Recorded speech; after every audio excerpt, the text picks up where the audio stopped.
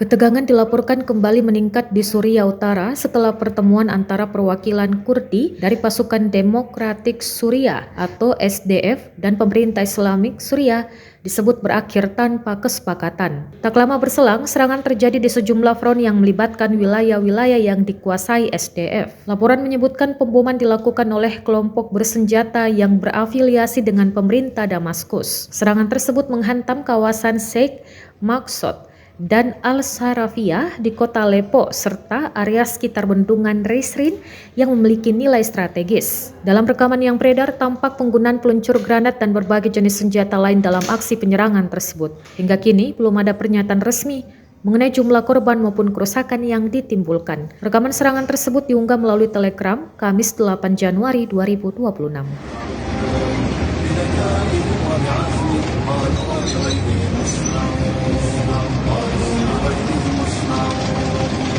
تلحقوا بركابنا وبمسلم لا تطمعوا لن تلحقوا بركابنا وبمسلم لا تطمعوا إن الذين ترونه بالليل منكم أجمعوا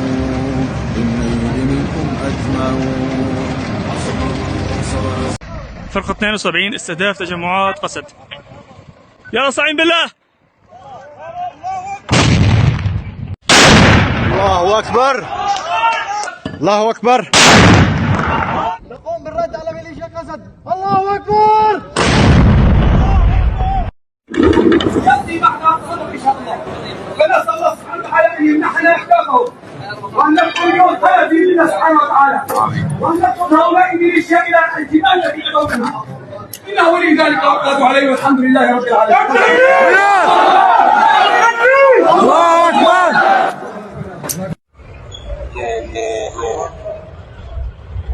يا الله على اخواننا يا الله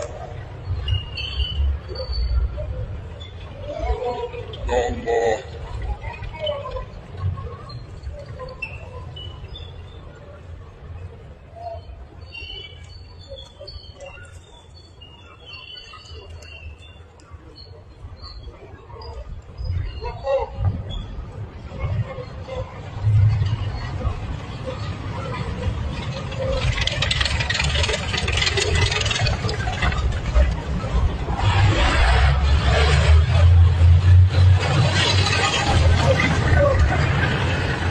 الله أكبر.